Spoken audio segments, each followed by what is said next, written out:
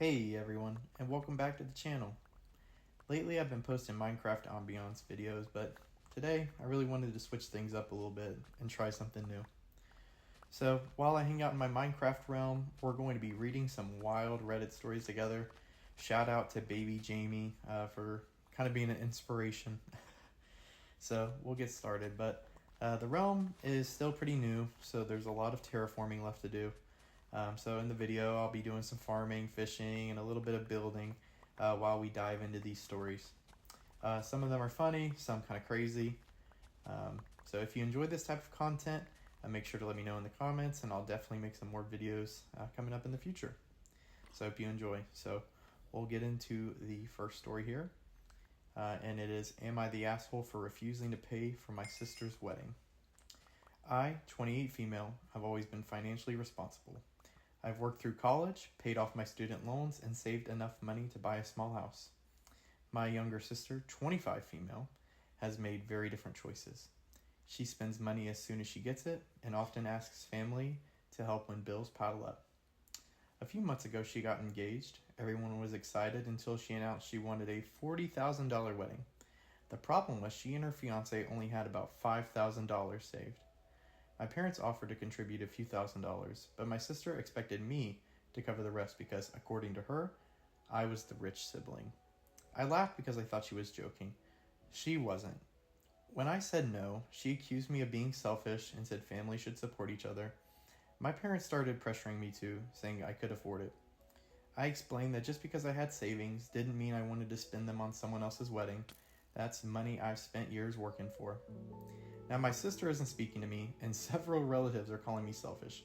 Am I the asshole? So personally, I don't think so. Just because someone has money saved doesn't mean they're obligated to fund someone else's dream wedding. If you can't afford a $40,000 wedding, then don't plan one. This one kind of hits close to home for my wife and I. We were kind of the same thing.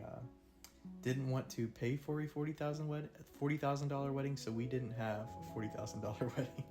But each their own. But I definitely don't think the writer of that post is an asshole. I think they are definitely not, and I think that their sister is. So anyway, we'll get on to the second story here, which is I messed up by pretending to know how to fish.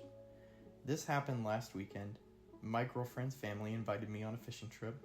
Wanting to impress everyone, I confidently told them I had been fishing my whole life.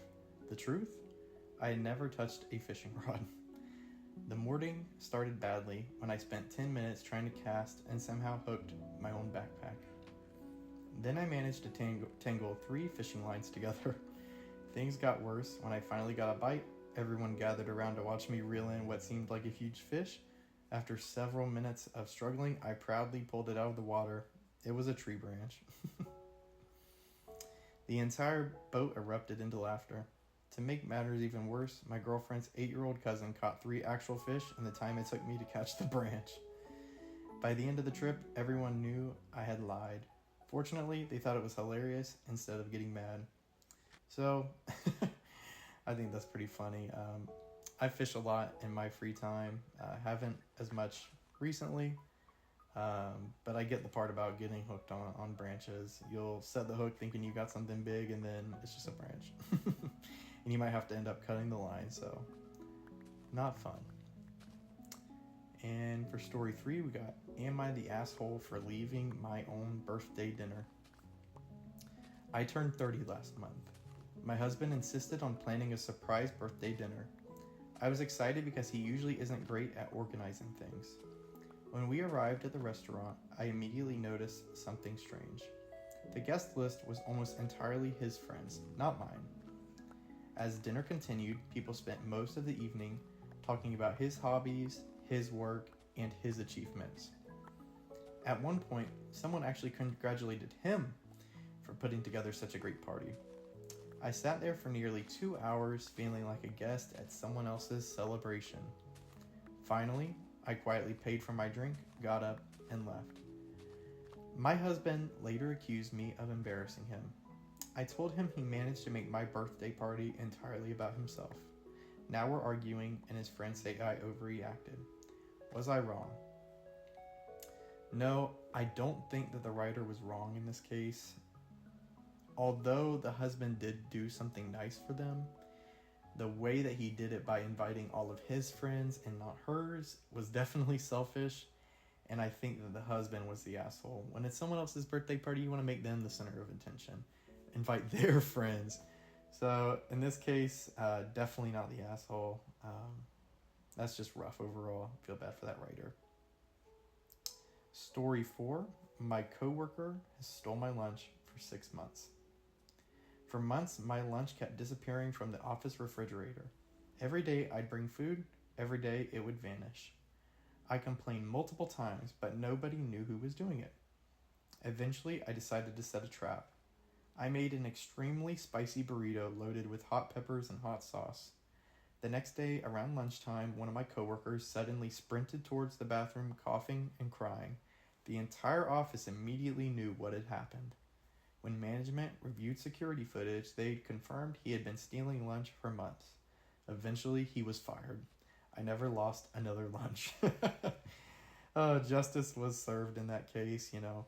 I can't imagine people stealing each other's lunch, but that has happened actually at my job. In the break room, people put their lunches in the employee refrigerator and they go missing all the time. So happy that this writer got some justice and they found out who had been stealing their lunch, so that's enjoyable. But yeah, I think that's going to do it for today's stories. I know this is kind of short, but like I said, this is really my first time doing this. Just let me know if you enjoyed this more or the same as my current Minecraft ambiance content. And if you did enjoy listening to Reddit stories while we worked on the realm, make sure to leave a like, potentially subscribe if you liked it, and let me know if you'd like another episode. And like Baby Jamie usually says in his videos, you can't spell subscribe without you. Anyway, thanks for hanging out, guys, and I'll see y'all in the next one. Peace.